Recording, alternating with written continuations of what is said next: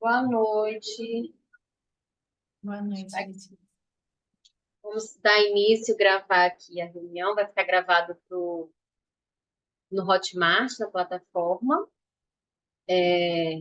Primeiramente, eu gostaria de dizer boa noite a todos. Estou muito feliz com essa iniciativa, né? Agradeço a Fran, a Camila e a Carol por promover mais essa iniciativa. Acho muito importante a gente falar sobre a reforma na perspectiva regional, que de fato vai impactar, né, diretamente o nosso trabalho, vai impactar todos, mas ter essa visão das regiões é muito importante. A gente começou a semana ontem com a live da região sul, foi uma live muito completa também, de outros prismas que a gente não tinha avaliado. Então, fico muito feliz e agradeço a todos também que estão participando e as palestrantes que toparam embarcar nessa com a gente, que a gente sabe, né? Igual saiu uma edição hoje logo, uma lei, enfim. E o tributarista não está tendo muita paz nessas últimas semanas, então sei que está corrido para todo mundo, mas eu agradeço. A gente vai passar aqui a apresentação institucional do projeto. O Mulheres do Tributário nasceu, né, do networking de duas tributaristas, a Camila e a Carol e a Fran. Pode passar, Lê, se puder. Nasceu da conexão estratégica do networking de duas tributaristas e a intenção do projeto é o conhecimento, que é o pilar do projeto, e o networking de qualidade, né? Então, é muito legal, interessante a gente que está desde o início acompanhar como o projeto cresceu, como o projeto agrega na nossa carreira, no nosso conhecimento, e tendo como meta capacitar ainda mais tecnicamente as advogadas tributaristas e as mulheres, que a gente sabe que o tributário ainda é um meio predominantemente masculino. Pode passar, Lili. As fundadoras, a Carol e a Fran, e a diretora executiva, a Camila, que conduzem aí com maestria esse projeto. Os pilares que eu falei, o networking, o conhecimento. A gente não tem bandeiras políticas nem polêmicas, a gente acredita e respeita as diferentes opiniões e acredita que isso que leva à nossa evolução. Acredito que por isso que o projeto também cresceu muito, que a gente agrega muitas diferentes visões, enfim. Pode passar. A gente tem o Clube do Mulheres Tributário também, que a gente tem aulas semanais, podcast, diversas iniciativas. O conhecimento, como eu falei, que é sempre o melhor investimento, que é algo que ele vai multiplicar o ser dividido e que liberta, que é o pilar base principal do nosso projeto. Pode passar.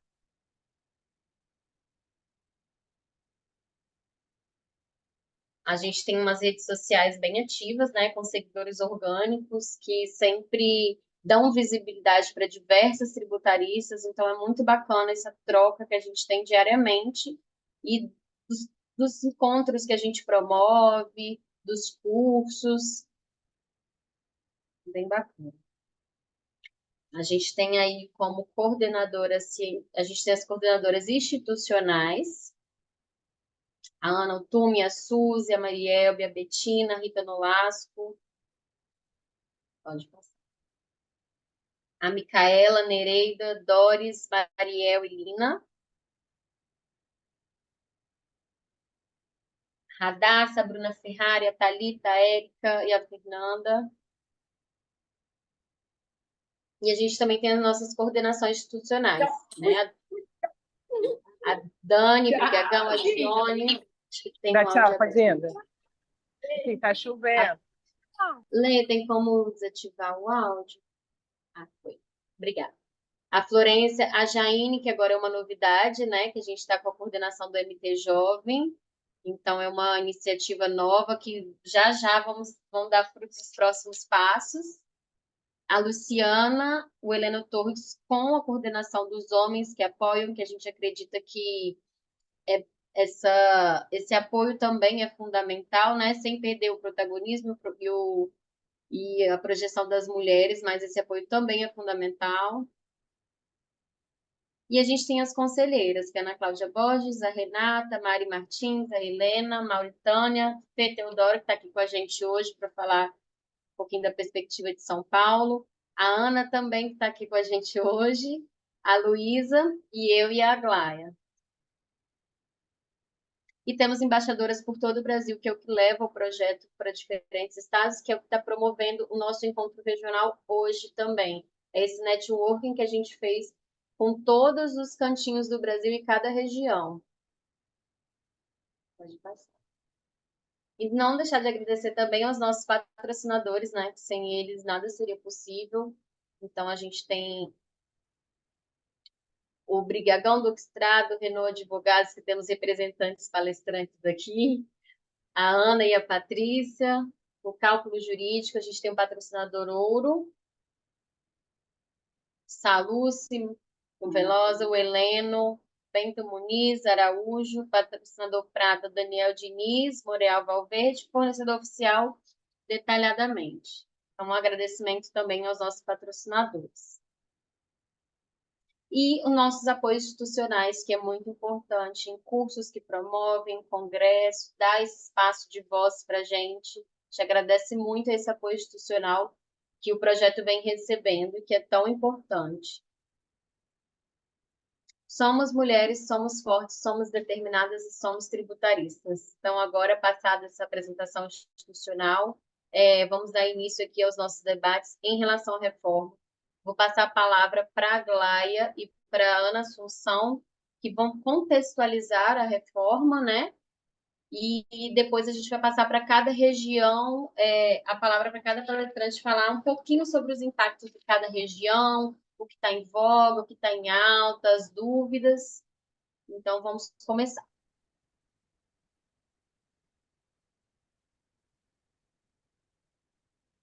Ana, vou começar a falar aqui, então depois eu passo que a gente combinou. Perfeito. Boa noite boa noite a todos.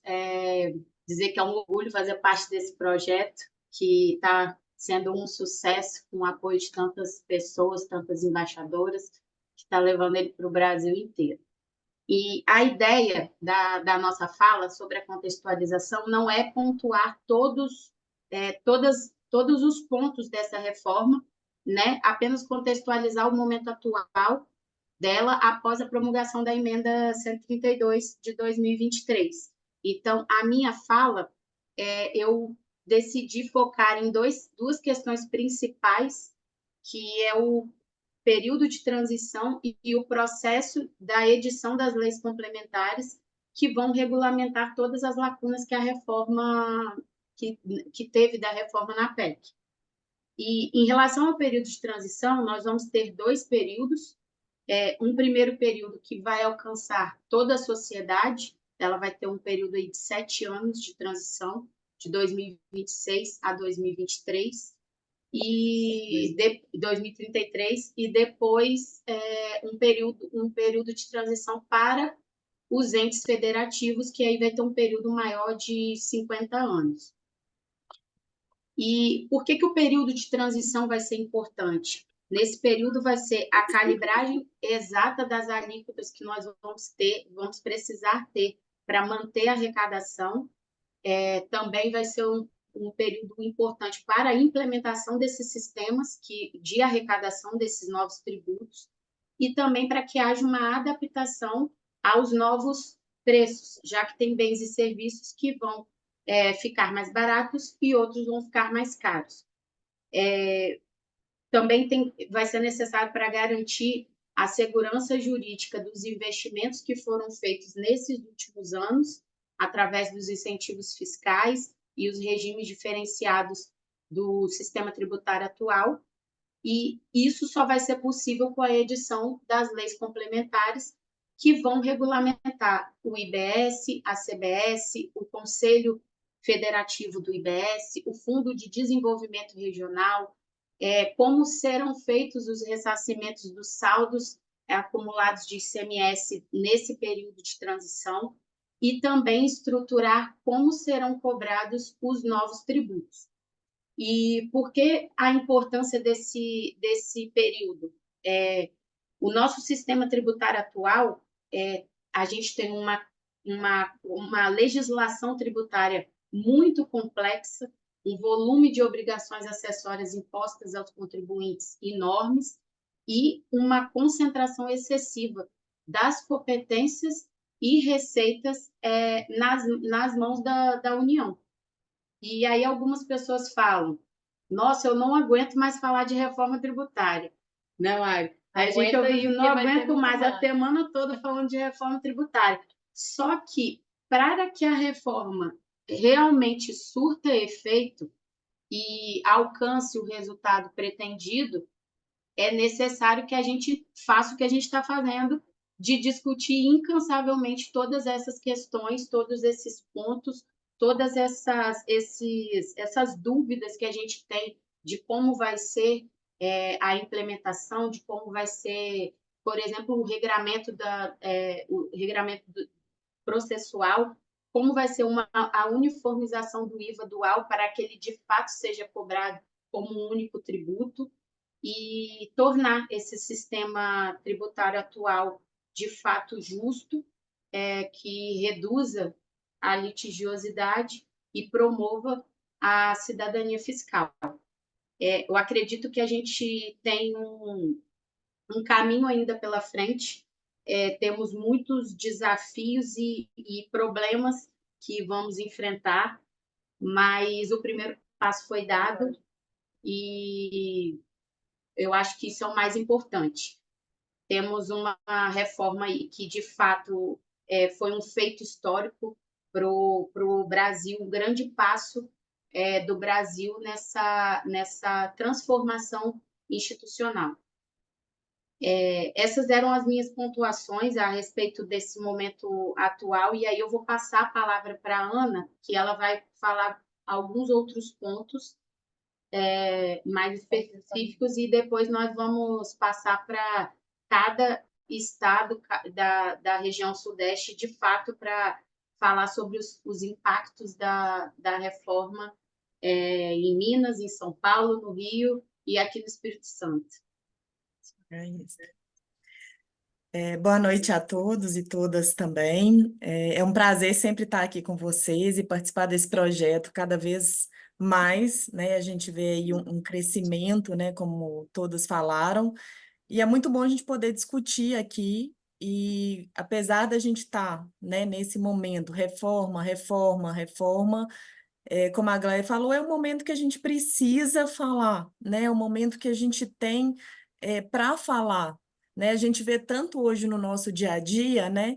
A gente já tem várias situações, um sistema existente há anos, a gente vê várias mudanças acontecendo e a gente está discutindo. E a gente está vivendo um momento agora diferente, né? De estar dentro de um processo de construção de um novo sistema, de construção de uma nova legislação, de construção de um novo procedimento.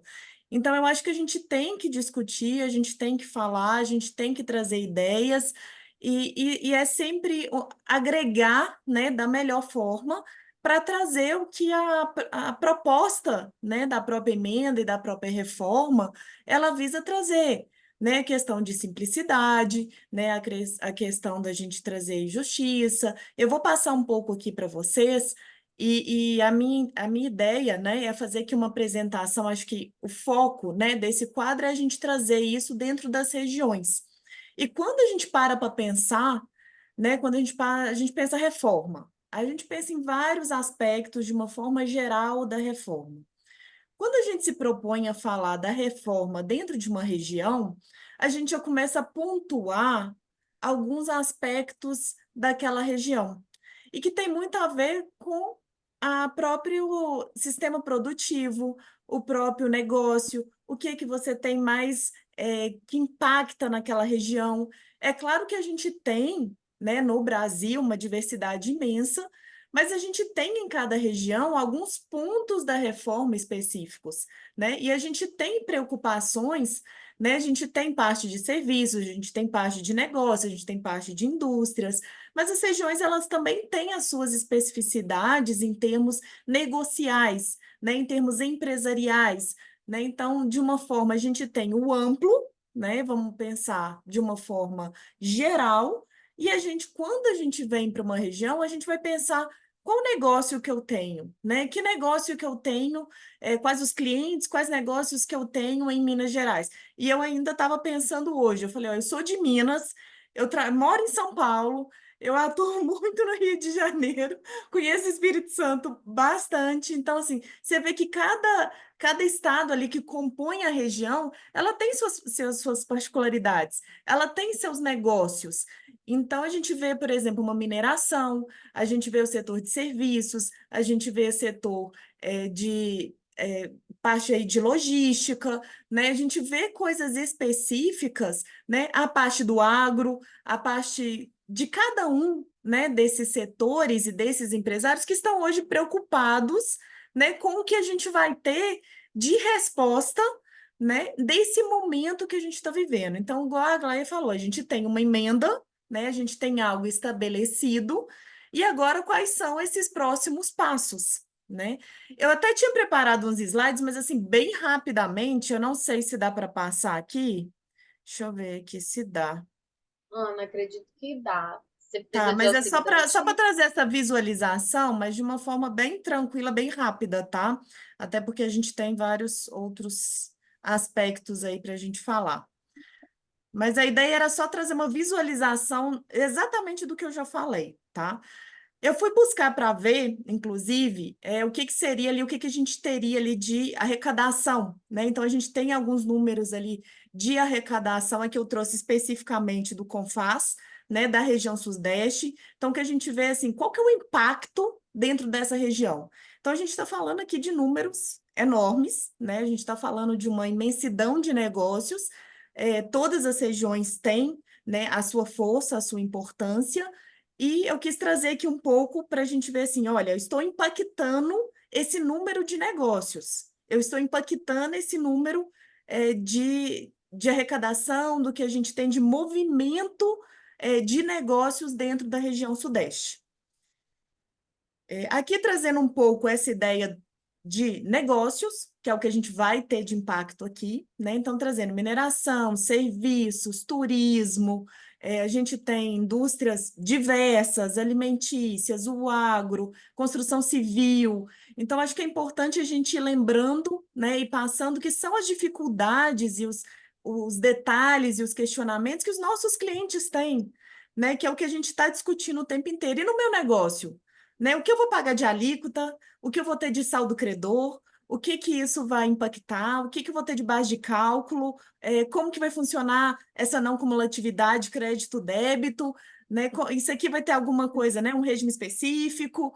Então, é essa pergunta que a gente vê o tempo todo, né? E a gente se colocar no lugar ali do empresário, né? De quem está ali no seu negócio, né? A dúvida é essa, né? O que eu vou fazer, o que isso vai impactar, qual vai ser meu custo e o que a gente vai ter de impacto nessa geração de negócios como um todo.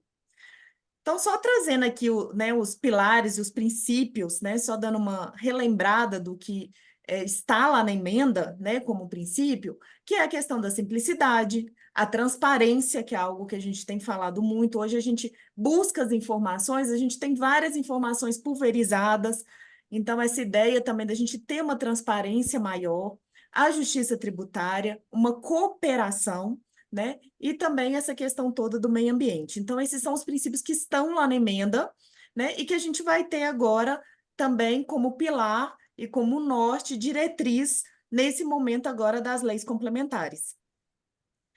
Aqui eu só trouxe para a gente lembrar em que momento estamos, né? Estamos, então, nesse momento das leis complementares, tem os grupos de trabalho do governo, né? Esse da portaria é do governo, né? Que está trabalhando sobre várias frentes, sobre vários aspectos, né? E tem todo o movimento, né? Das frentes, né? Todo o movimento que a gente está vendo no legislativo para trazer essa troca, para trazer essa informação, né? Como que vai ficar os regimes aduaneiros, como vai ficar a operação com bens imóveis, serviços financeiros, como que a gente vai olhar, né, para eu acho muito interessante, essa é uma parte até que me preocupa bastante, os contratos a longo prazo, né? Hoje você tem empresário, você tem contrato para anos para frente, né? E o meu preço está estabelecido, né? E eu não sabia que ia passar uma reforma. Nós aqui a gente para pensar, nossa, passou uma reforma.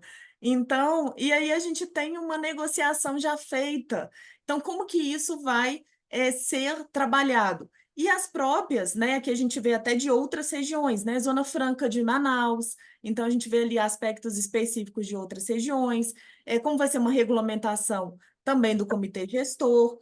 O que foi falado aqui hoje, que saiu hoje, né? Aí uma previsão e algumas ideias já de uma lei complementar do imposto seletivo, né? Então, são vários aspectos que têm que ser ainda fechados nas leis complementares.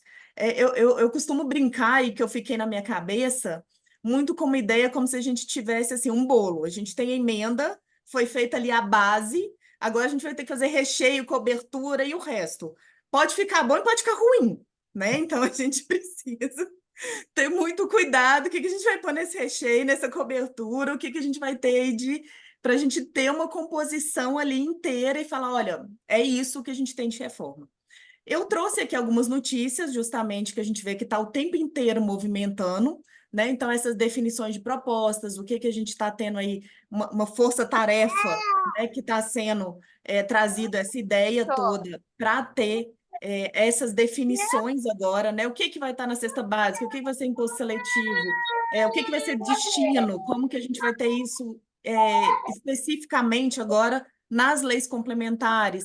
Então, é esse o momento que a gente está, né? Então, acho que é trazer essa ideia do que vai ser, né? Então, o que que vem agora na próxima etapa, né? Eu diria que são etapas que a gente vai viver, a gente tem ainda muito para frente, né? E a gente já deu alguns passos. Então, a gente tem uma emenda, vamos ter as leis complementares, vamos ver os impactos na prática.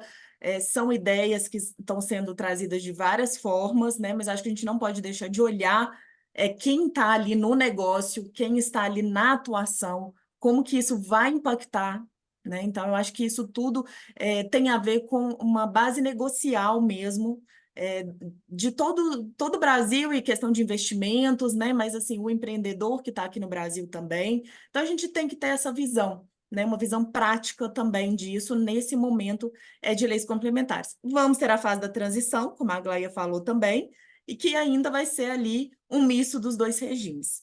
Então, eu queria trazer essa visão, né, porque eu acho que a gente tem a ideia da emenda geral, os aspectos gerais, os princípios que vão nortear todas as diretrizes e o que a gente for fazer, né? E o que que a gente olha quando a gente pensa numa região, né? A gente pensa nos negócios da região, a gente pensa no que está acontecendo. E qual o momento que a gente está agora, tá? Então, esse era um momento que eu queria trazer aqui para você, só numa apresentação inicial, para passar a palavra aí para as próximas colegas que vão trazer aspectos mais específicos. Obrigada a todos. Ana, muito bom. Achei muito didático. Vou até querer esses slides depois. Claro, passa aí para todos depois. Agora a gente vai precisar inverter um pouquinho a ordem aqui. Não é puxando sardinha para o nosso lado, mas a gente vai falar um pouquinho sobre os impactos no Espírito Santo. Então, eu vou passar a palavra para Raquel Freixo e para Paula. Opa, tudo bem, meninas? Opa. Boa noite. Boa noite. Paula está aí também. Vocês ouvem bem? Tudo certinho. Posso pegar a palavra emprestada um pouquinho? A palavra é toda sua, Ó, já Raquel. coloquei aqui, 5 minutos, não é isso? Não, queremos 10 minutos. Então, 10, filha. eu e Paula, 5, 5, né, Paula? É isso aqui. É isso aí, vamos dividir o tempinho. Bom, meninas, boa noite mais uma vez. Deixa eu só fechar meu WhatsApp aqui, senão ele vai ficar gritando. Então, meu nome é Raquel Freixo, eu estou como subsecretária de competitividade aqui no Espírito Santo. A gente já, não sei se com todas, mas a gente já participou de alguns bate-papos aqui sobre a reforma tributária. E normalmente eu sou enfim, a portadora do apocalipse, né? Normalmente assim, realmente a reforma tributária. Sabe quando acontece um trem errado, você levanta a bandeirinha, eu avisei? Então, eu não gostaria, mas eu imagino que essa bandeirinha eu já comecei a levantar desde o início, Mas, por incrível que pareça, eu estava até eu e Paula, a gente conversando um pouco aqui, e hoje vocês vão ver uma versão diferente da Raquel aqui, e não sei se a Paula já conversou com vocês, mas eu trouxe a Paula junto. Porque, assim, vamos lá, pessoal, o Espírito Santo, só fazendo um breve resumo aqui, o Espírito Santo, ele é um estado aqui, né, da região do Sudeste, é importante, tem gente que acha que é Vitória da Bahia, está lá no Nordeste. Não, nós somos Sudeste, e eu brinco que eu não tenho estados vizinhos, eu tenho países vizinhos, né? Eu tenho estados que fazem fronteira com o Espírito Santo, que são verdadeiros países, quando eu digo de nível populacional. O Espírito Santo tem pouquíssimos milhões de habitantes, nós somos um mercado de consumo ínfimo. Então, o Espírito Santo, só para vocês entenderem um pouquinho, o Espírito Santo já esteve no fundo do poço com relação às nossas políticas públicas, a gente teve um Estado muito violento e corrupto, e chegou uma determinado ano, uma determinada fase do nosso Estado, isso há uns 20 anos atrás, Paula me corrige, ela tem a memória melhor só porque ela é mais inteligente, não porque ela é mais velha, tá bom? Não é isso, Paulo? Eu já ia te chamar, eu falei, peraí, Raquel, calma. Não, só porque você é mais inteligente, só por isso. Mas acho que há uns 20 anos atrás, um pouco mais, né, Paula? A gente esteve bem no fundo do poço e aí houve um grande pacto entre iniciativa pública, órgãos de controle, iniciativa privada, e todos nós entendemos que, olha, ou fazemos alguma coisa ou o nosso Estado morre, né? E a gente tinha muito apreço pelo nosso Estado, e, enfim, o Espírito Santo foi reconstruído. Tá? E ao longo desses anos, e aí, enfim, teve uma série de forças, a gente depois pode bater um papo sobre isso, mas uma das ferramentas, e é isso que a gente vai conversar, que ela não é a única, mas, de fato, uma das ferramentas muito importantes que alavancou especificamente o eixo de desenvolvimento econômico no Espírito Santo foram os incentivos fiscais, né? Talvez algumas de vocês já ouviram falar do tal do benefício do Fundap. Esse benefício foi criado, gente, em 1970, tem todo um apego, inclusive, a essa lei aqui no nosso estado, ela é meio que patrimônio histórico aqui, ninguém toca, ninguém revoga, ninguém altera, ele ainda existe, mas ele ainda não, ele não é muito operacional, mas existe, porque tem outros incentivos mais modernos, mais fáceis e com um retorno comercial e tributário mais eficaz, mas o Espírito Santo iniciou esse assunto, essa utilização dessa política pública, lá, inclusive, antes da nossa atual Constituição Federal, e esse benefício se perpetuou. Por que eu gosto sempre? E aí, pessoal, não é sobre polêmica, as meninas já disseram isso aqui, não é sobre ideologia, estou trazendo o histórico, tá bem? E, querendo ou não, é o que a gente vive, é o que eu acredito, é o que eu estudo, né? O meu mestrado e meu doutorado também é nessa área. Quando a gente pega incentivos fiscais, eu sempre falo isso, é importante a gente desmistificar, né? Esse trem não é renúncia de receita somente, não. Ele é política pública como qualquer outra. Eu tenho uma política pública na área de segurança, na área de saúde, e eu tenho na área tributária. Inclusive está na Constituição, inclusive é utilizada em todos os países. O drawback, por exemplo, que é um regime aduaneiro que nós utilizamos, que nada mais é do que suspensão de tributos federais em um determinado tipo de operação, ele nem nasce no Brasil, né? Então, os incentivos tributários são políticas públicas. O problema, assim como a gente tem diversas outras políticas públicas, é que ele não foi monitorado adequadamente, de forma eficaz, eficiente e efetiva. Bom, o Espírito Santo entendeu, então, que essa ferramenta era importante. E a gente alavancou, a gente ganhou tração. A gente vai sofrer com a reforma tributária? Não somente nós, mas vários outros estados. Afinal, nem todos os estados é tão populoso como Rio, Minas e São Paulo, né? Então, estado do Nordeste, estado do Norte, até mesmo do Sul, não tem regiões tão populosas e consumidoras como vai acontecer com os novos tributos, né? A nova modelagem, como foi falado aqui com a colega. Então, não só o Espírito Santo, outros estados também sofrerão, inevitavelmente, esse impacto.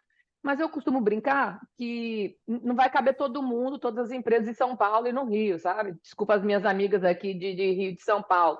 Mas aí eu escuto sempre a contrapartida dos colegas desse estado. No COSUD a gente fala bastante disso, a gente brinca. E a galera, cabe sim, tá? Meu estado é muito grande, tem muita área ainda. Eu falei, mas não tem mão de obra, não tem... Então, o que eu quero dizer é, e eu acho que é esse o que a gente quer trazer aqui para vocês, tá? A reforma tributária, ela vai trazer impacto? Óbvio.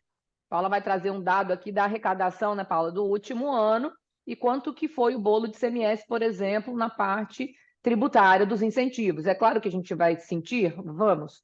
mas o Espírito Santo não está pagando para ver. E é legal isso. Assim. Só duas observações rápidas aqui.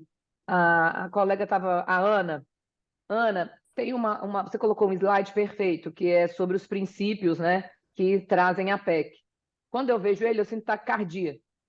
Porque quando tem lá, assim, transparência e tem um veto desse tamanho do Senado dizendo que não vai ter mais análise de impacto, para mim não é muito transparente. Quando eu não tenho acesso aos dados, então, assim, não é sobre vocês, obviamente, é sobre a própria reforma em si, né? Mas eu vou deixar essas notícias ruins hoje para vocês, tá bem? Eu vou trazer aqui algumas perspectivas. Posso compartilhar 2 minutos com vocês aqui? Paula, vai me interrompendo aí, tá bom?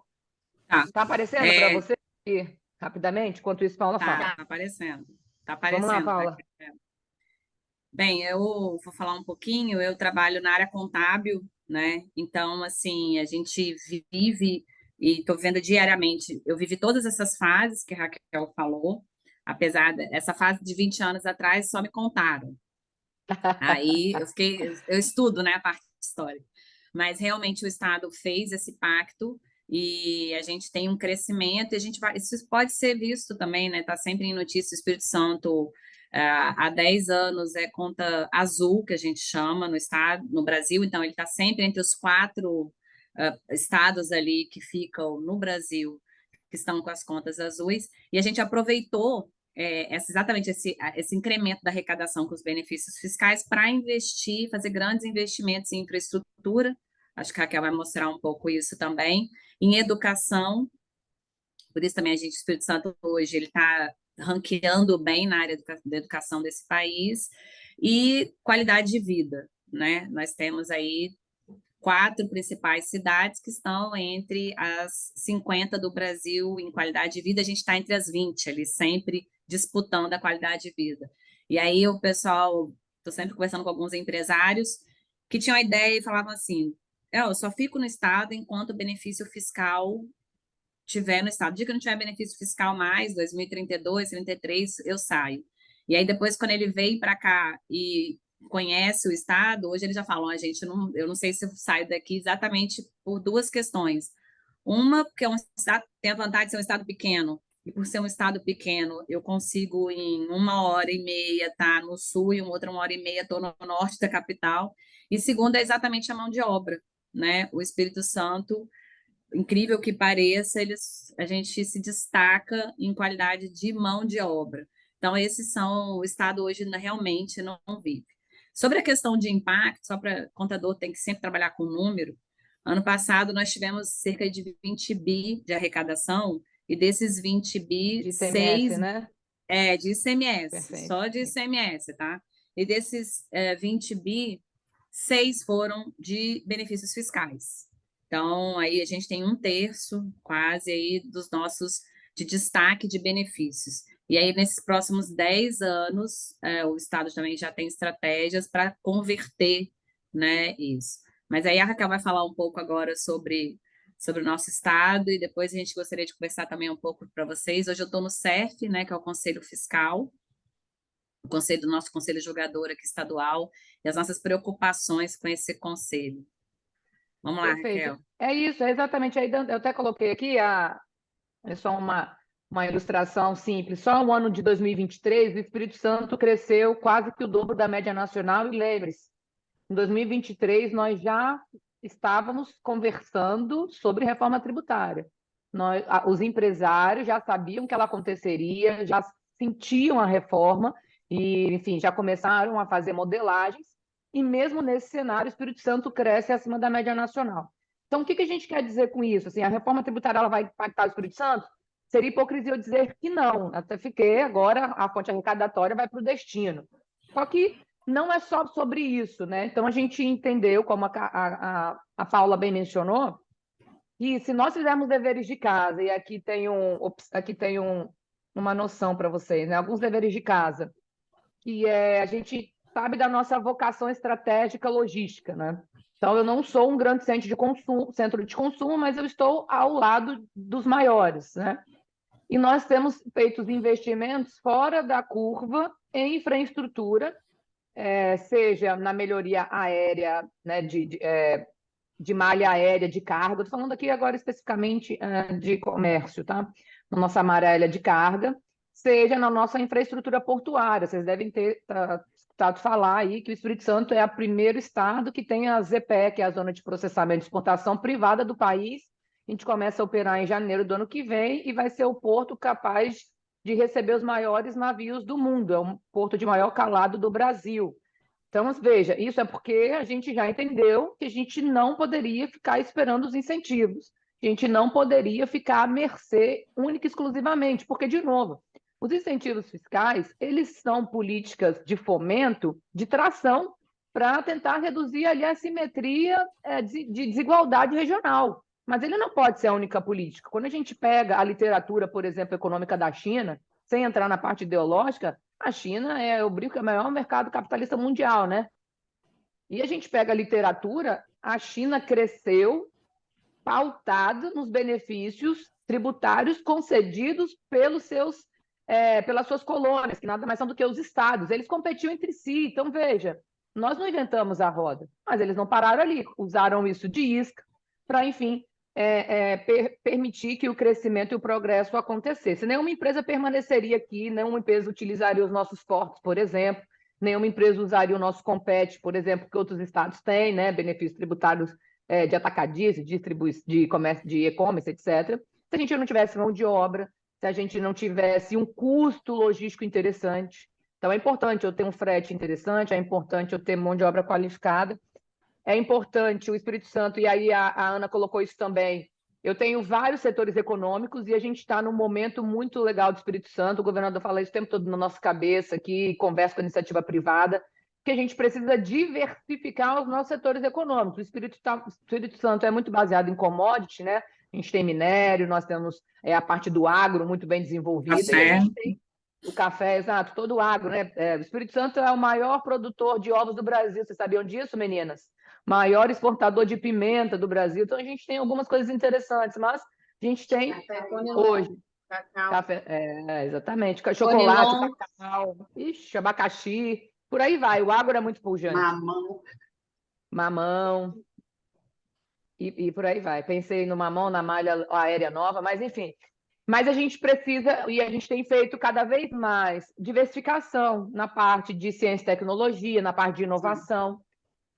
Num eixo que a Ana trouxe também, que é um dos pilares, embora a reforma tributária não tenha incorporado isso, é uma das críticas que eu faço, mas, enfim, da economia verde, da questão de sustentabilidade, da questão da energia renovável. A gente está agora, foi o primeiro estado a regulamentar o biometano, então a gente sabe que isso é uma oportunidade, isso impulsiona a nossa indústria.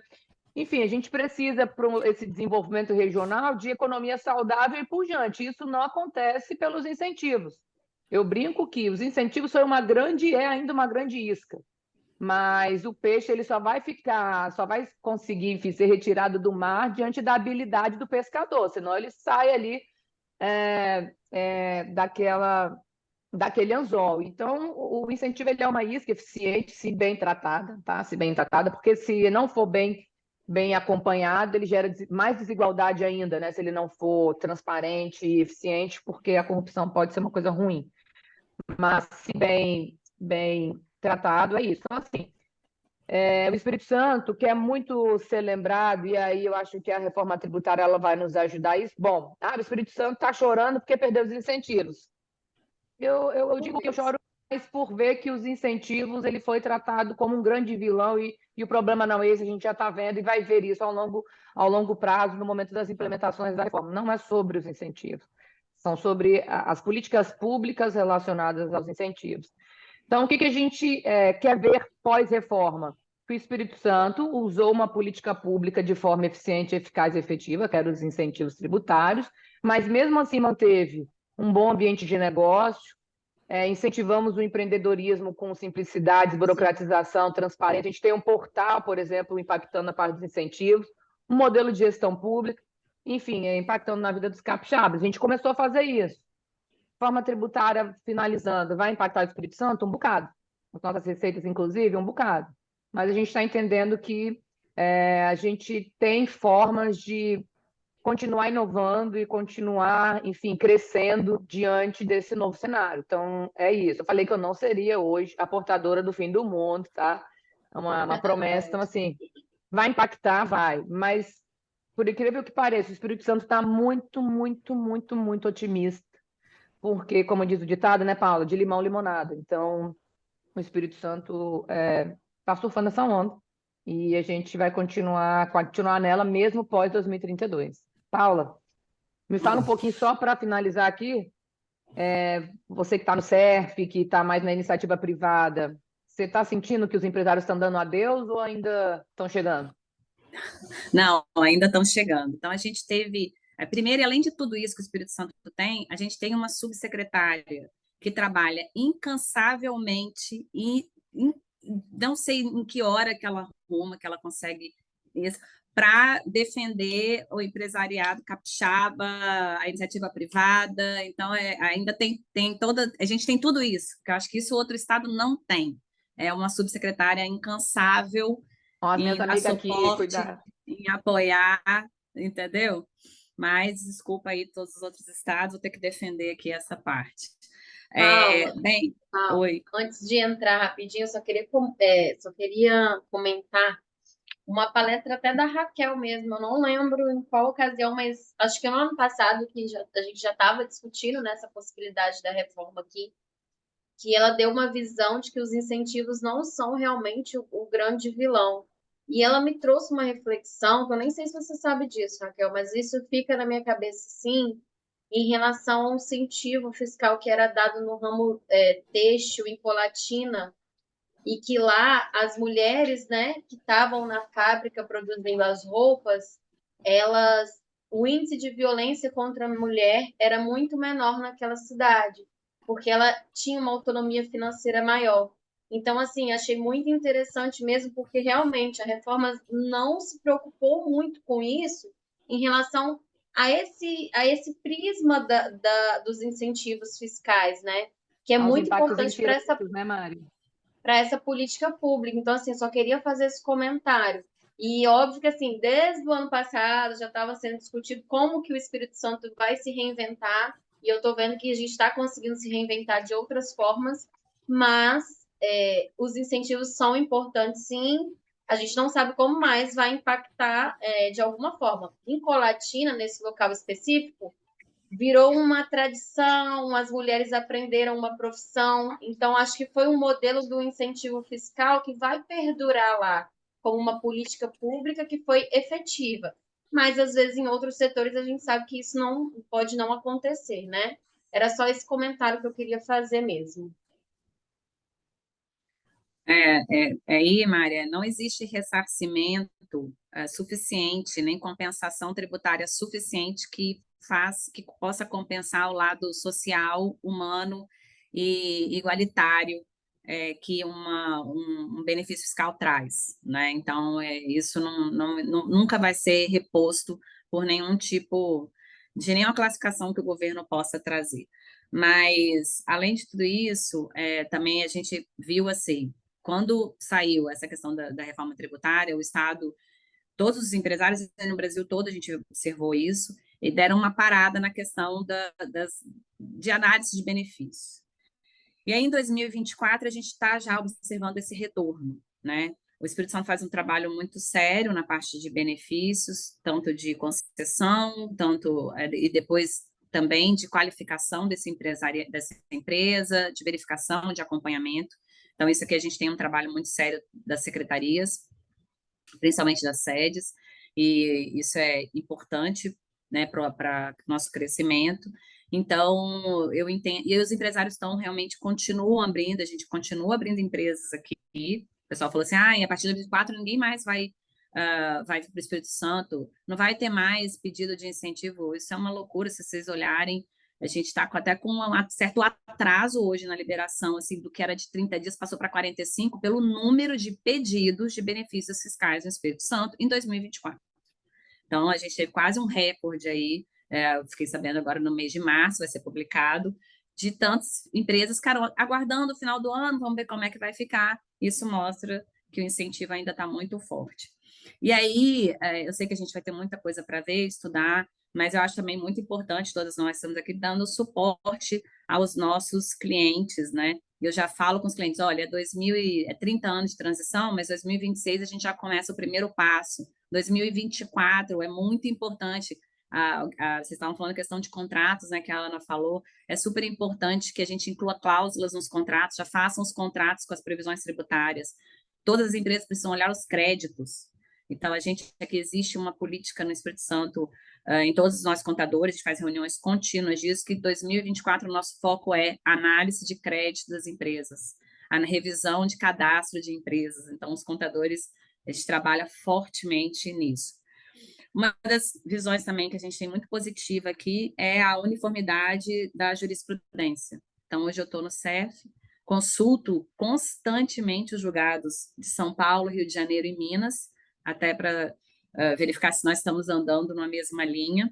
A gente acha uma diversidade imensa, apesar da proximidade, e a gente acredita nessa uniformidade dos julgados, e isso é uma questão muito boa que a reforma vai trazer para a nossa região, né? Que é uma região próxima, muito diferente, apesar da proximidade, mas a gente acredita que isso traz, sim, justiça tributária, né? Então, a gente acredita na uniformidade, apesar de eu não acreditar muito ainda, Mari já até riu ali, que vai existir um conselho único, eu espero que não, porque o Espírito Santo avançou muito. E em 20 anos, nós reduzimos em mais de 80% o tempo dos nossos julgamentos. Isso também é outro recorde do Espírito Santo. Então, se a gente tinha lá em 2004 cerca de 1.000 dias, 1.000 e poucos dias para julgamento de processo, hoje a gente tem uma média aí de 204 dias. Então, isso é um recorde que a gente tem um grande medo de perder na reforma com um julgador único e para todo o país, né? É isso que a gente chama a atenção e é uma luta que os conselhos fiscais de todo o Brasil vão ter para manter a sua independência. A gente quer um órgão que seja juridicante. Sim, a gente quer um órgão juridicante, mas a gente quer manter os nossos julgamentos. E é isso que os estados juntos vão abraçar para continuar defendendo o nosso IBS local, né? É isso, meninas. Obrigada pelo convite. Minha parceira aí, Raquel, sempre trabalhando incansavelmente. E a gente conta com todos vocês. Obrigada. Posso finalizar com uma foto aqui, já que a Mari compartilhar com vocês, já que é mulher, a gente pode...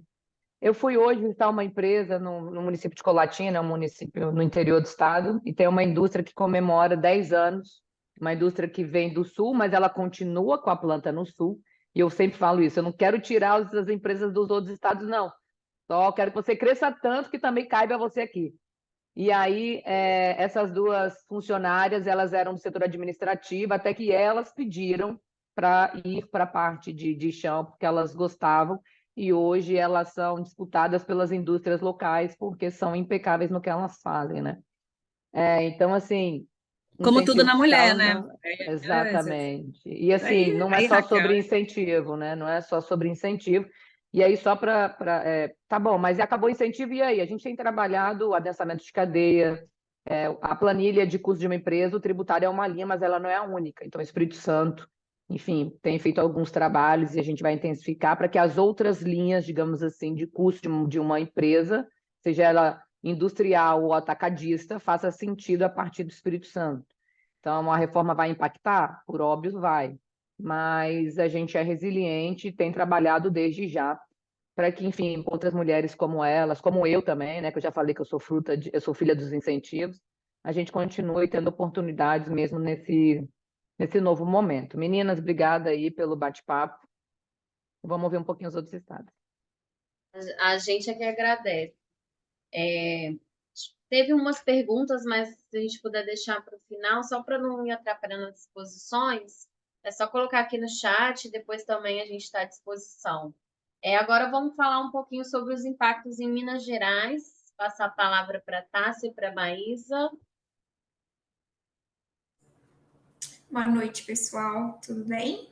Um prazer estar aqui com todos vocês, né? Grande maioria aí mulheres. Maísa, Muito obrigada por ter aceitado, tá? Participar desse evento aqui conosco. Eu vou começar aqui, e aí a gente vai no bate-papo que a gente já conversou antes, né?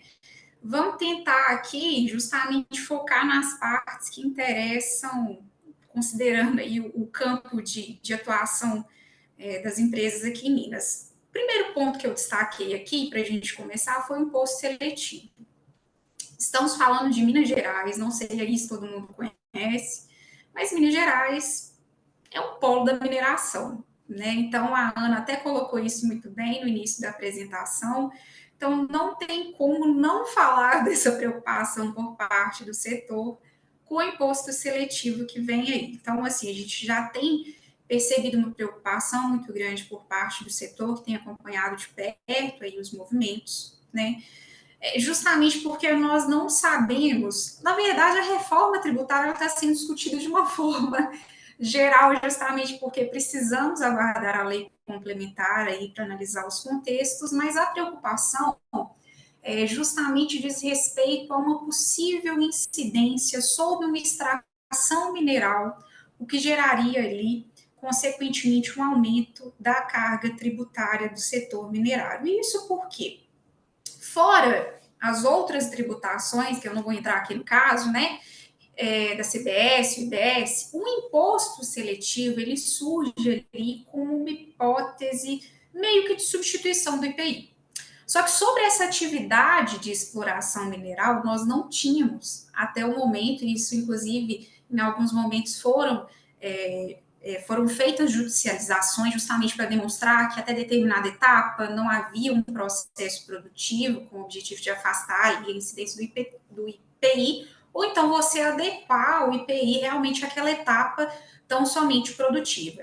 Mas com relação à exploração mesmo da atividade minerária, a extração do minério de ferro, né? Sobre essa etapa, então, não incidiu o IPI. Agora a gente tem essa caixinha de surpresa aí com a possibilidade de que a gente tenha a incidência do imposto seletivo. Não sabemos ainda, porque, na verdade, a partir do momento em que a emenda constitucional ela trouxe esse conceito geral, né, de nociva à saúde e ao meio ambiente, nós não sabemos muito bem o que é isso, não sabemos como será delimitado isso, mas de fato, aí, dada a exploração da atividade minerária que acaba gerando, né, a exploração demanda uma atividade extrativa, isso, então nós temos uma atividade de exploração de terras que pode ser enquadrado dentro desse conceito, existe uma preocupação muito grande por parte do setor, teríamos aí um prejuízo, então, porque, inclusive, o nosso mercado deixaria de ser competitivo perante o mercado externo, e hoje a gente pode dizer que ali em torno de 60% das exportações, por exemplo, que giram em torno do mundo de minério de ferro, elas vêm justamente, elas decorrem daqui de Minas Gerais. Então, a gente teria um impacto muito significativo no setor da mineração. Então, essa é uma preocupação, é um ponto que tem sido acompanhado de perto. Então, só nesse cenário aqui, já, gente, teremos muito trabalho, resumo é isso. Porque só por essa breve exposição aqui, a gente já olha e fala, olha, mas espera aí, não tem a CEFEM? Como que vai ficar isso? Então, tudo bem, CEFEM não tem uma natureza tributária, tem uma natureza ali de receita patrimonial. Mas como que esses sistemas vão coexistir? Eu acho que são dúvidas que ficarão aí, é uma preocupação do setor, que a gente tem quase uma mesma materialidade incidindo ali sobre a CEFEM, e seria o caso que ela incidisse também no imposto seletivo, então nós teríamos um sistema onde as mineradoras arcariam com a carga tributária, e além disso, dada a exploração mineral que elas têm, elas arcariam com a CEFEM, além disso, com o imposto seletivo. Então, eu começo aí com esse ponto, Thaís. Se você quiser fazer alguma complementação, você fique totalmente à vontade. Beleza, obrigada, Tássia. É um prazer estar aqui com todo mundo, gente. Primeiro, acho que é o primeiro evento que eu participo oficialmente do Mulheres e agradeço de novo pela oportunidade de estar aqui com vocês, porque eu tive que colocar minha menina para dormir, até falei para a Tássia, nossa, será que vai dar tempo? Que é confusão, mas acabou dando tempo. Então, obrigada aí pela oportunidade de estar aqui com vocês. Gente, então, Ana, eu estava ouvindo você falar no inicinho, E a gente, quando vai fazer essa aproximação, e achei super legal a Raquel e a Paula terem falado na perspectiva muito numa aproximação natural que a gente faz quando a gente fala do Estado, que é a aproximação natural do ICMS. Então, naturalmente, quando a gente começa a pensar, aí a gente pensa, então aqui em Minas a gente tem muitos regimes diferenciados, não apenas de benefício fiscal, né? A gente tem também, mas nós temos a questão de diferença, diferimento, é um dos grandes que nós temos aqui, que nós não teremos com a reforma tributária, ou teremos, não sei, fica Bom uma ponto. dúvida. É um bom ponto. Diferimento, será que a gente vai ter? Não, não sabemos essa alteração de obrigação acessória, emissão de nota fiscal de forma unificada por causa da minha determinada atividade, como que vai ficar? Então, naturalmente, a gente faz essa aproximação. E a Tássia, eu achei super legal ela ter falado da mineração, porque é o ponto-chave de Minas Gerais, mas que Minas também é muito importante? Minas é o estado que tem mais município. Nós temos 853 municípios. E se a gente pensar que hoje, naturalmente, a gente pensa em ICMS, a gente vai ter que começar a mudar isso na nossa cabeça, porque quando a gente pensa no estado, a gente vai estar pensando também nos municípios que ali estão. E a gente não tem mais essa segregação de que município, sua caixinha é o serviço, estado, sua caixinha é circulação de mercadoria. Essa caixinha agora foi unificada. E aí nós temos que começar a pensar, e nós pensando aí nas empreendedoras que a gente ajuda, nos empreendedores que a gente ajuda, nós precisamos de começar a pensar que crédito que o prestador de serviço vai tomar. E aí a gente, enquanto advogado, né, ou enquanto prestador de serviço, nós já começamos a pensar. E aí, que crédito que eu vou tomar? Porque o meu computador, eu vou ter que falar que ele não é de uso pessoal. Então, eu vou ter que começar a comprar o meu computador do escritório e o computador de uso pessoal.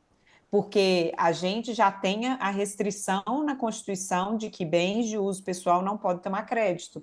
E, gente, é muito difícil quando a gente pensa em prestação de serviço. Carro, gasolina.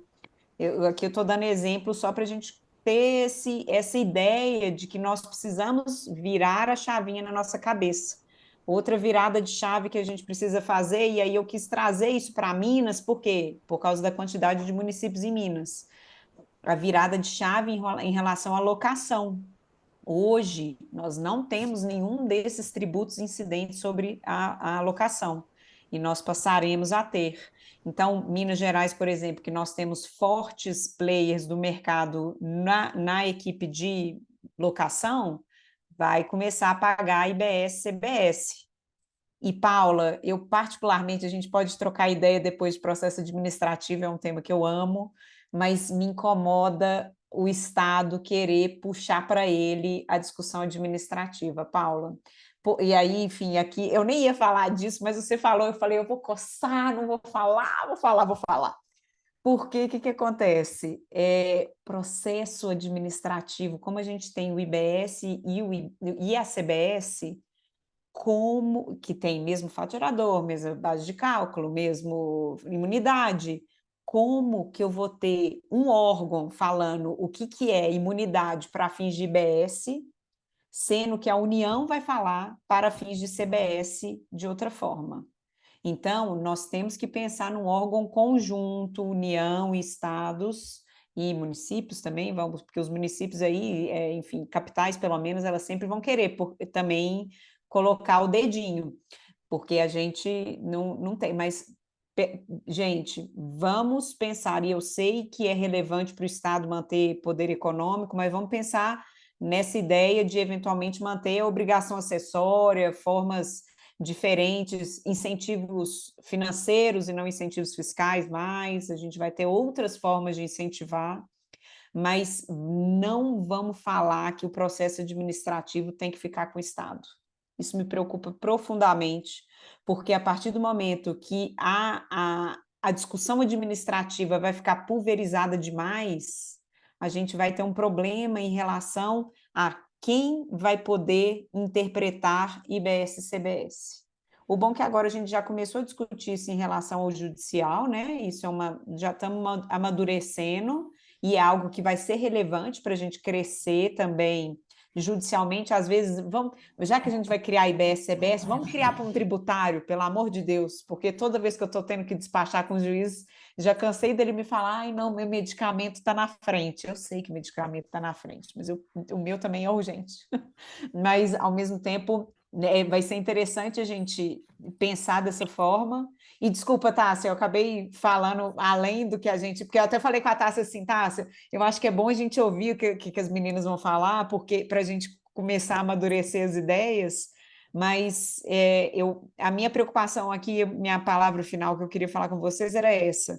Vamos pensar nas prestações de serviço e quais são os créditos que nós vamos tomar em relação a elas. Vamos pensar mais em outros serviços que não eram questões que não eram tributadas, locação, transmissão de direitos, questões que normalmente a gente não pensava em tributação sobre o consumo e que nós passaremos a tributar, né? E pensando aí nos tradicionais, né, que foi ótimo que a Tássia trouxe em relação à mineração, um imposto seletivo que eu acho extremamente relevante, que é um que também me causa muita preocupação, e achei que eu li e fui empolgada para ver o que era que vinha na lei complementar e fiquei bem frustrada porque não veio nada, né? Veio só, enfim, a diretriz geral, que para mim é o que já está na Constituição, então foi uma lei um pouquinho mais do mesmo. Mas, gente, por favor, pode me convidar mais, eu fico aqui à disposição de vocês e obrigada de novo pelo convite, adorei estar esses momentos aqui com vocês. Tássia, tem mais alguma coisa? Mais uma vez, a lei complementar que vai ficar responsável por falar todas as diretrizes. Vamos ter um monte de lei complementar. Vou dar um direito de resposta para Paula, porque esse assunto sobre o julgamento do processo administrativo fiscal a gente até discutiu um pouco sobre, né, Paula? Porque a gente estava tendo uma reunião do Mulheres Tributárias, a gente teve um grupo de trabalho, foi apresentado na semana passada na Frente Parlamentar de Empreendedorismo, né, que a Ana Tume, a Thalita, a Camila representaram, e a gente teve justamente essa discussão no nosso grupo de trabalho, conversei um pouco com a Paula sobre, mas acho que é importante dar esse espaço de réplica para ela. Não, é só porque quando a gente começa a ler, gente, o programa técnico, né, que também é outra coisa que a gente vai acompanhar, são todos esses programas técnicos de implementação da reforma tributária, eles falam de um único, e aí quando eu falo de um único órgão julgador. Quando você pensar que assim, não, a Receita Federal é um único, né, um único órgão julgador, é uma falácia isso. Você sabe, a gente sabe, porque tem primeira região, segunda região, terceira região, quarta região, eu tenho dois grupos de jogadores que ficam na Juiz de Fora, eu tenho 5 grupos de jogadores que ficam no Rio de Janeiro, não existe um único órgão jogador. Então, assim, quando lá no programa de trabalho, é claro que isso vai desenvolver, é claro que isso vai crescer, é claro que isso é só uma ideia, mas quando eles defendem lá um único órgão jogador, e como é que vai ser essa representatividade? Quando eles trouxeram muito cruamente a representatividade, ela ser representada por 12 membros, de 27, eu não consegui vislumbrar uma possibilidade de ter uma justiça tributária nesse caso, entendeu, Maísa? É que aqui não dá para aprofundar, né? A gente não dá para aprofundar, mas se a gente fizesse talvez um dia só disso, só sobre como que vai ser, sobre isso, a apresentação do programa, como tá, foi muito ruim. Foi muito, Até questões de infelizmente. governança, né, Paula? De compliance, você concentra muito poder na mão de pouco. Muito ruim. Você fala que você vai concentrar o julgamento de, igual você falou, sei lá, né? Vamos lá, de 5.000 municípios em 12 representações é absurdo. Então, é claro que isso vai mudar, vai crescer nesse aspecto que eu falei, né? Que eu falo. Por isso que eu queria, sim, um único órgão judicante, né? Isso eu acho essencial, eu acho que tem que ter. Agora, eu pegar todos os processos e concentrar, isso me preocupa muito, entendeu? Por conta exatamente da agilidade hoje que a gente pode perder. E visto que eu comparo realmente o tempo de análise de processos da Receita Federal, da Procuradoria, da União, com os processos do Estado. Minas mesmo, eu acompanho lá alguns processos, eu vi que você já tem muitos acordos de processos de autos de infração de 2023. Já estão lá julgados, em janeiro e fevereiro de 2024. A gente vai ter essa agilidade, enfim, essa que é a minha preocupação. Não sou contra nada, mas fico muito preocupada com o que temos hoje no programa de trabalho. Então, É isso eu isso. também acho, porque eu acho importante, Paula, na verdade, é o foro da gente tentar, é porque eu só falei porque a preocupação de manter com o Estado, sabe? Era a sua Aham. fala. E eu acho que a gente tem que manter, tem coisa que vai ficar com o Estado mesmo, os Claro, tributos que são, né? Agora, a gente precisa se preocupar, então, em reestruturar a nossa justiça tributária mesmo, né? É uma sim, concordo oportunidade. plenamente. A gente está tendo uma oportunidade. Então, já vamos fazer essa força-tarefa para tentar fazer uma nova justiça enfim, que represente aí melhor, garanta um contencioso que não demore 40 anos, e a gente consiga realmente ter um julgamento mais efetivo. Mas concordo plenamente com você, é só esses pontos, e principalmente quando fala em IBS e CBS, eu entendo essa questão da unificação é importante, e, enfim, às vezes a gente faz com concurso público, faz um órgão separado, né, que consiga resolver esses conflitos, é uma opção, e aí já vai aproveitar essa estrutura para outros, não necessariamente o dos estados e dos municípios, né? Mas o que eventualmente pode ser que seja interessante, porque manter uma estrutura, tem muito município que nem tem, porque é caro Sim, demais para eles. isso aí. No Mas fundo, a ótimo, gente quer a obrigada, mesma viu? coisa, né, Maísa? Exatamente, a gente quer a mesma coisa, a gente Tá quer vendo? segurança. Como que a divergência de opiniões que a gente defende no projeto é rico para a gente, né? Das diferentes perspectivas, mas eu entendo os dois lados, não consegui ainda saber qual que eu defendo. Eu estava até nesse impasse com a Paula, mas vamos ver as cenas dos próximos capítulos. E agora a gente vai falar um pouquinho. Obrigada, Maísa. Obrigada, Tássia. Espero que seja o primeiro de muitos, tá, Maísa? A gente vai te demandar aqui mais. E Contem agora eu vou passar a comigo. palavra para a Patrícia falar sobre a perspectiva da reforma no Rio de Janeiro. E já agradecendo também ter aceito o convite. A gente fica muito feliz com a sua participação. Obrigada, eu que agradeço também, é o meu primeiro evento, assim como a Maísa. Adorei quando a Glaia veio falar comigo e a Mari. Sim, estamos debatendo muito a reforma tributária, Glaia. Essa semana toda, o último ano todo, né? Se não antes, mas no último ano, mais intensamente. Mas hoje de tarde eu tive uma reunião sobre isso com um cliente. Mas o que eu gosto dessas discussões são que cada vez eu aprendo uma coisa nova, uma visão nova de outros setores e agora de outros estados, né? A perspectiva. Então, eu acho que essa troca é sim importante, esses grupos de trabalho. Eu também estou no grupo de trabalho 14, que é o modelo operacional do CBS e IBS. Então, a gente acaba discutindo muito como isso vai funcionar na prática, né? Então, eu não quero ser a portadora de mais notícias no lugar da Raquel. Ela falou que Rio de Janeiro, né, vai atrair muito dinheiro por ser um estado consumidor grande. De fato, se você ver as notícias, a primeira coisa que eu fui ver, Rio de Janeiro, que estão falando sobre a reforma tributária. Aí aparece o governo do estado falando, vamos ter muita arrecadação, vai aumentar a arrecadação. Mas, olhando um pouco as dores dos meus clientes, né, e um pouco os setores, os principais setores, né, porque eu acho que o Rio de Janeiro não tem como a gente falar de um, eu acho que tem um pouco de tudo, mas eu fui ver um pouquinho a dor dos principais setores, né? Eu acho que em comum, o que eu posso dizer, que os principais assuntos são reclamações, né, ou questionamentos. Se vai majorar a carga tributária, que para muitos setores é um fato. Se a não cumulatividade vai ser ampla mesmo, como vai se dar esse creditamento, qual é esse crédito, até essa limitação dos bens de uso e consumo, né?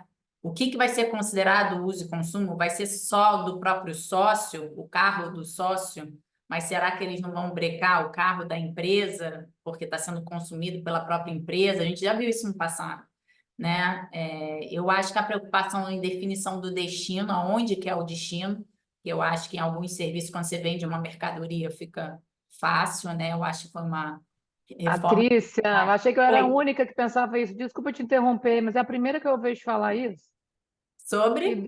exato, onde vai ser destino, né? O pessoal acha que é óbvio. Do mesmo jeito que era óbvio que era Exato. importador, né? O importador é quem? Virou uma É, loucura. Nossa, achei que eu estava sozinha nessa. Obrigada, desculpa te interromper. não, pelo contrário. O que que acontece, eu acho, com a questão do destino, né? Eu acho que a gente tem algumas questões, assim, da definição do destino. É uma reforma tributária que foi muito pensada em indústria e comércio, né? Isso é claro. Você vê que os setores diferenciados estão com algumas questões e é até isso que eu pensei em trazer para vocês. Mas você tem também a questão da definição de qual que é o destino? Antes a gente tinha 27 estados, né, contando o Distrito Federal, os estados mais os distritos federais, e hoje a gente vai ter 5.568 municípios. Então, eu tenho vários clientes que atuam território nacional. Então, eles estão falando, agora vai ter o compliance de 5.568 municípios, né? Como é que vai funcionar isso na prática? Lembra que um dos princípios que a Ana colocou lá era justamente a simplificação. Isso é simplificar? Ah, vai ser um imposto único. Você traz um imposto único, de repente você traz um imposto seletivo. Cadê o imposto único, né? Você traz o imposto seletivo, mas você não revoga determinados tributos, taxas, contribuições que são dadas para determinados setores, né? Cadê a neutralidade? Então, acho que tem vários questionamentos, né? Como vai funcionar esse como gestor do IBS, né? Porque esse órgão ele vai arrecadar, ele vai fiscalizar, ele vai julgar o contencioso administrativo, né? E se eu recolher para o município errado? Eu achei que o meu destino era Rio de Janeiro, mas era São Paulo, e recolhi errado. Hoje, no ICMS, eu tenho que ir lá e falar: Oi, Rio de Janeiro, me dá de volta e pagar de novo para São Paulo. Mas como é que vai ser se está tudo dentro do guarda-chuva do comitê gestor? Será que ele vai fazer esse encaminhamento? Não sabemos como vai funcionar, né? Eu acho que para a mercadoria é fácil isso ver, mas começa a pensar não sei, nos serviços digitais, que é um pouco mais complicado, né? A gente trouxe essa grande medida que foi o cashback para a população de baixa renda, né? E eu acho que no Rio de Janeiro eu tenho que trazer isso.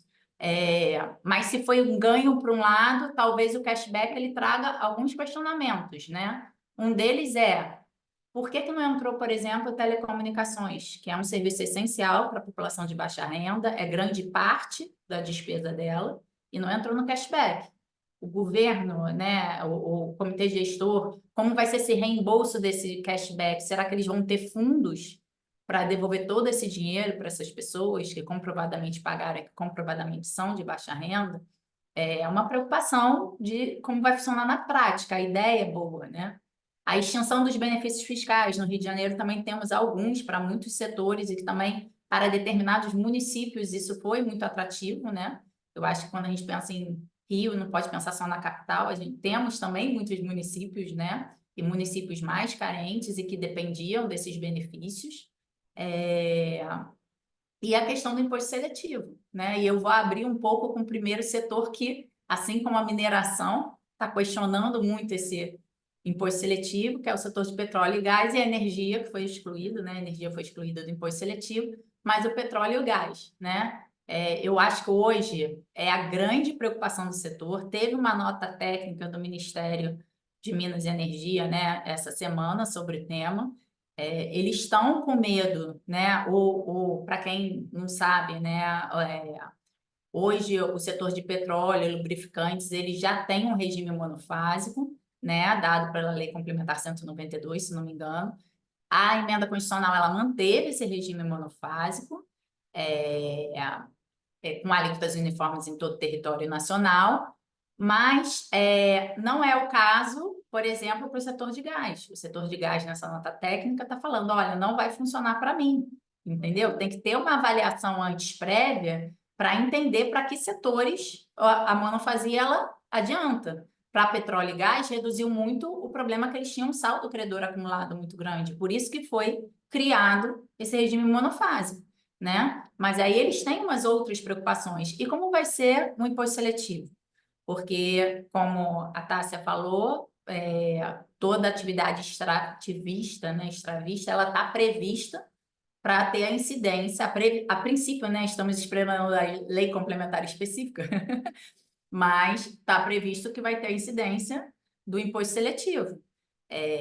Tá bom, você criou o imposto seletivo, mas você tirou a CID de combustíveis? Não tirou. Será que eu não vou ter um bis in idem, né? No caso do petróleo, a extinção de benefícios fiscais também é a grande preocupação do setor. O Repetro era uma representatividade enorme, né, para o setor. Então, será que isso não vai acabar aumentando, principalmente no início da cadeia produtiva deles, a tributação? Né? Eu acho que eu vou tentar, para não falar sobre todos de forma extensa, eu vou tentar pincelar as principais preocupações. Eu acho que para o petróleo, a principal preocupação é essa questão da bitributação com imposto seletivo. A gente tem também um setor de telecomunicações muito forte, né? Acho que também São Paulo também, mas assim, trazendo um pouquinho da perspectiva do Rio, né? Eles tiveram uma briga forte para tentar entrar dentro dos regimes diferenciados de tributação e não entraram, né? A gente tinha previsão da versão da PEC aprovada, inicialmente aprovada, né, na primeira fase, que seria um regime diferenciado para telecomunicações, eles não entraram. Eles ganharam, tiveram a vitória do imposto seletivo aos 45 do segundo tempo, então não vai ter incidência do imposto seletivo no setor, mas tem também a preocupação do bis in idem, no sentido que é um dos setores mais tributados. Você tem contribuição aos FUST, Funtel, Condecine, nada disso foi extinto pela reforma tributária, pela emenda constitucional. Então, será que quando você fala em um imposto único para todo mundo e tentar criar uma neutralidade fiscal, que neutralidade é essa?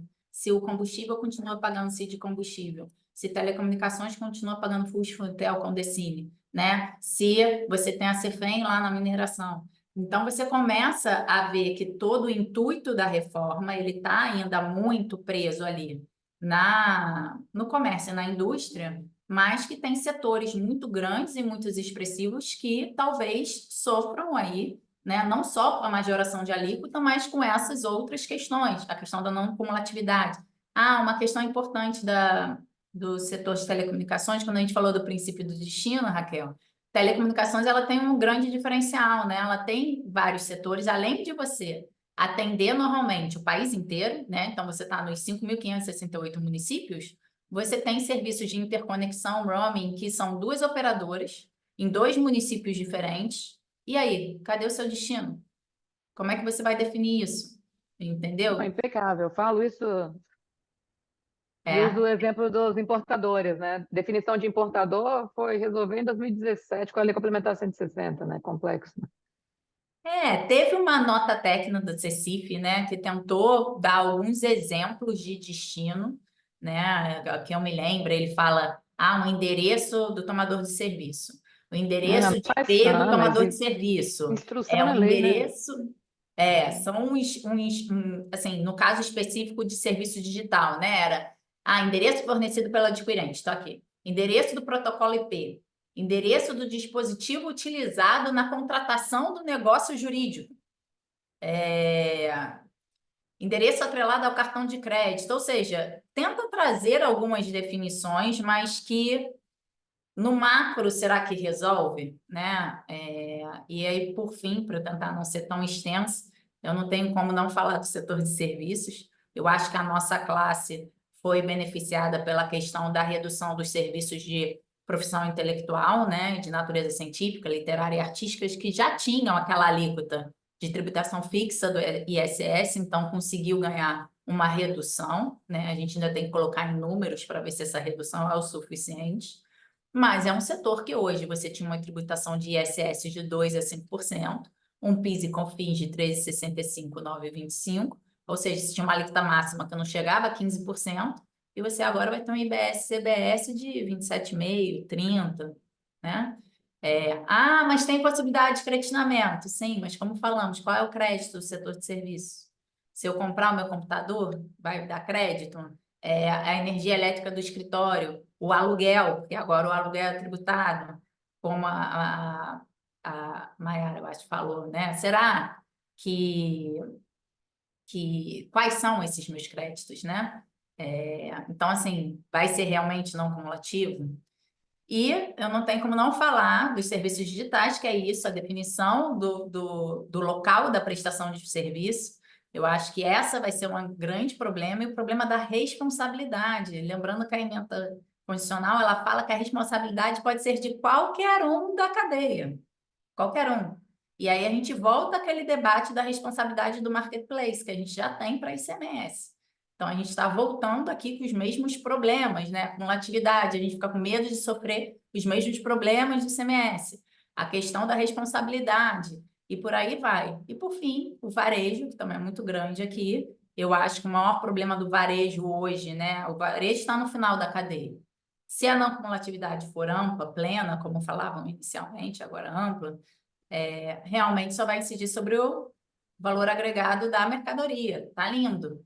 Mas e os benefícios fiscais que foram extintos? Não vão tornar a minha cadeia, não vai chegar mais caro para mim esse produto, né? Porque o industrial lá atrás que fabricou o produto que eu estou vendendo, ele tinha um benefício fiscal. Ele vai repassar para mim, para eu repassar para o consumidor. Então, será que o meu preço não vai subir, né? E a preocupação grande, principalmente quem está no e-commerce, do compliance. Como eu vou sair de, né, 27 legislações agora para 5.568?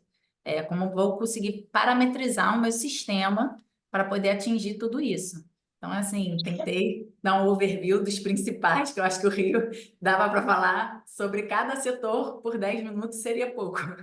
Mas tentei ser breve. Obrigada, Patrícia. A gente tem que fazer novas rodadas de live, porque quanto mais a gente vai expondo os temas, mais a gente vê que tem muito assunto para tratar.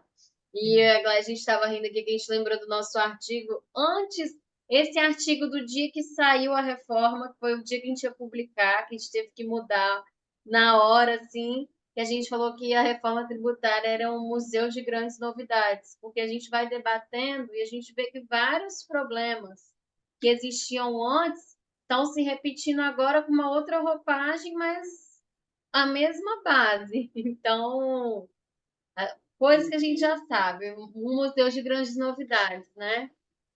E agora vamos passar, muito obrigada, Patrícia. Agora a gente vai passar para o nosso último estado, com a Fê, que é o estado de São Paulo, e ela vai falar um pouquinho das perspectivas do estado de São Paulo na parte do ITCMD.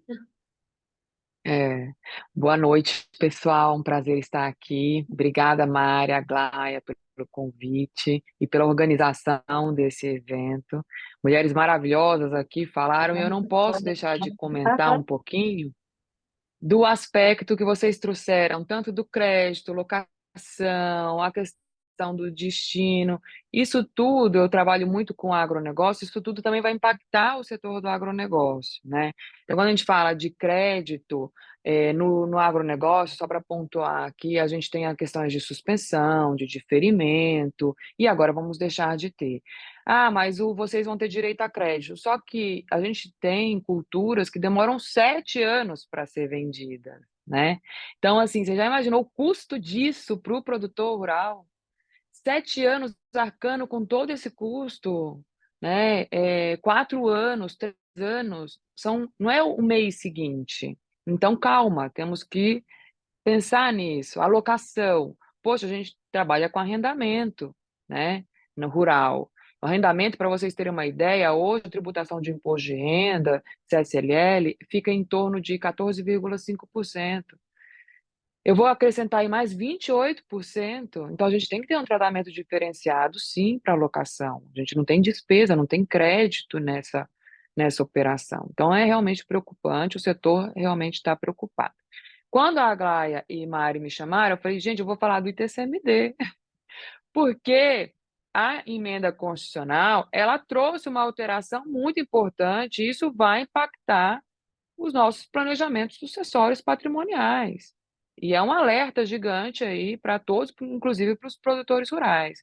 Então, o que a gente teve? A gente teve uma alteração na Constituição Federal, no artigo 155, inciso 6, que trouxe aí uma novidade e que ele fala o seguinte: será progressivo em razão do quinhão, do legado ou da doação. Existia uma especulação. Bom, será progressivo, mas não necessariamente terá que ter aumento. Concordo. Eu falava, gente, não precisa, é 4% do estado de São Paulo. Então tem que ser progressivo, pode ser progressivo dentro dos 4%. Só que a gente tem uma alíquota hoje definida pela resolução do Senado, máxima em 8%. E ainda temos aí outros projetos aí de resolução do Senado para aumentar essa alíquota para 16%. Então, o que veio com essa alteração, né, com essa inclusão aí da alteração da Constituição Federal, a inclusão do inciso 6 do artigo 155? Então, quando fala-se em será progressivo, nós temos 3 formas de interpretar a norma: obrigatório, permitido e não devido, né? E aqui, quando será progressivo, me parece que é um dever ser, né? É um ser-dever. Então, assim, é obrigatório, será progressivo, em razão do quinhão, do legado ou da doação. Ou seja, essa progressividade, ela tem que levar em consideração a capacidade contributiva. Quanto maior, né, o quinhão, a doação, o legado, maior o tributo. E aí, o que fez o Estado de São Paulo? No comecinho do ano, em 2 de fevereiro de 24, veio um projeto legislativo pela Assembleia Legislativa, foi proposta, aumentando, sim, a carga tributária e trazendo a progressividade, como determina a Constituição Federal. Então, as alíquotas propostas são de 2% a 8%, a depender do valor a ser recebido, doação ou herança. Então, nós temos hoje, na proposta, né, da Assembleia Legislativa, até R$ 353.600, 2%. Entre esse valor e R$ 3.005.600, 4%. Acima de R$ 3.005.600 até R$ 9.900.000 e 6%. E acima de R$ 9.900.800, 8%. E essa progressividade, a especulação é que isso passe e seja publicado esse ano. Sendo publicado esse ano, nós temos que respeitar aí a questão da anterioridade nonagesimal e anual. Então, publicando esse ano, vale o ano que vem, respeitados os 90 dias. Então, temos acompanhado aqui de perto, e o que me chama a atenção é que os outros estados também terão que se adequar. Ah, mas outros estados eles já têm alíquotas diferentes. Eles têm, alguns estados têm sim alíquotas diferentes. Por exemplo, para vocês terem ideia, Mato Grosso do Sul tem uma alíquota de 3% para doação e 6% para herança.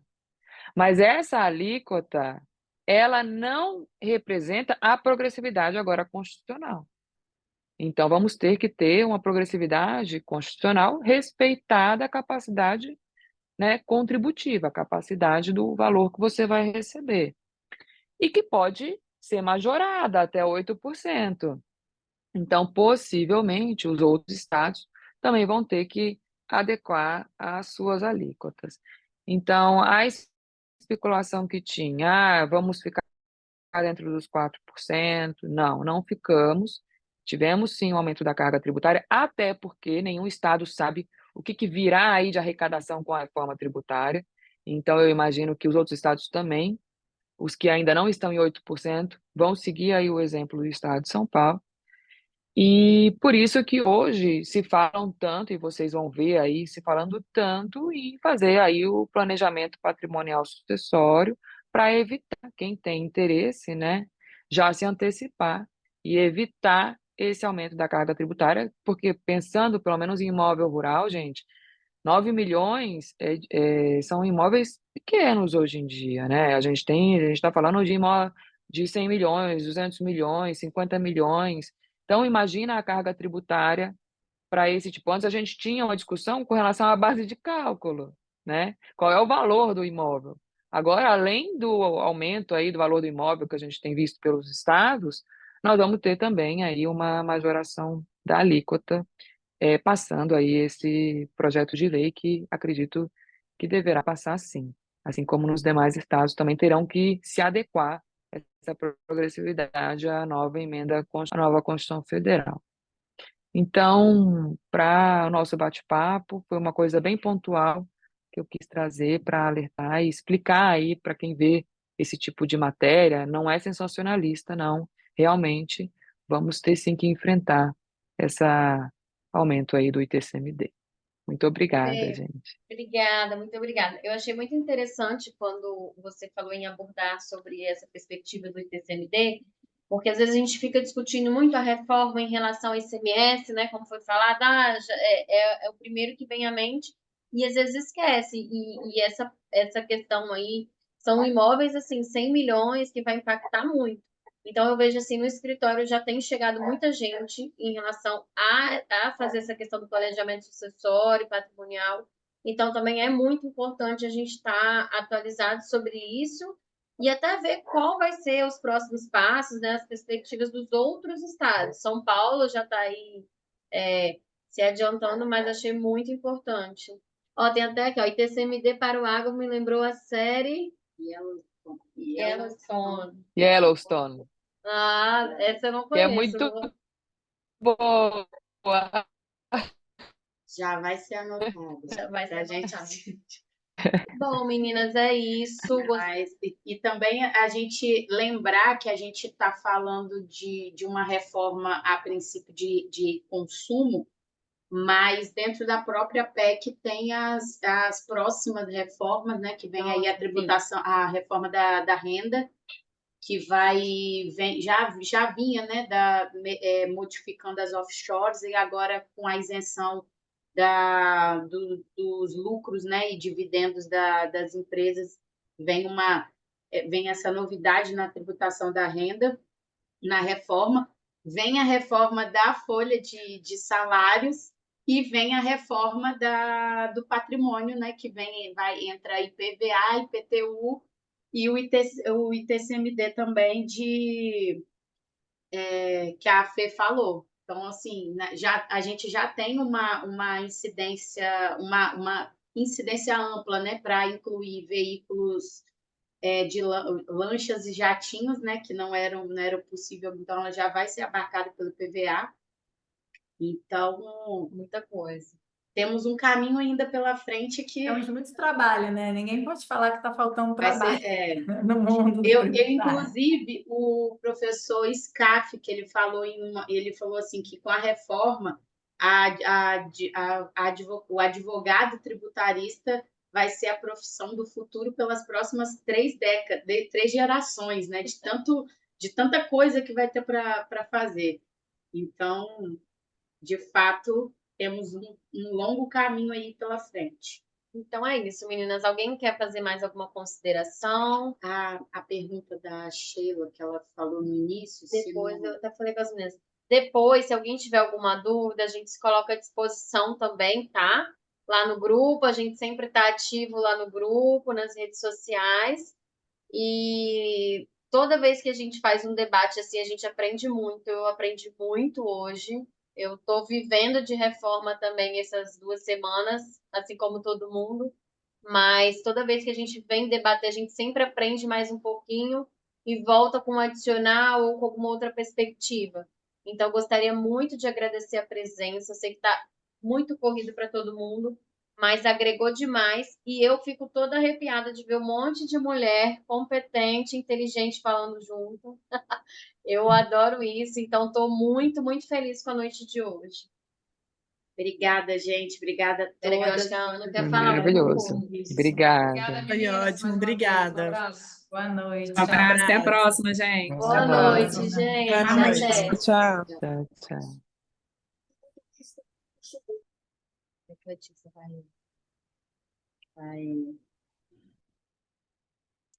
Para de gravar. Pode te falar.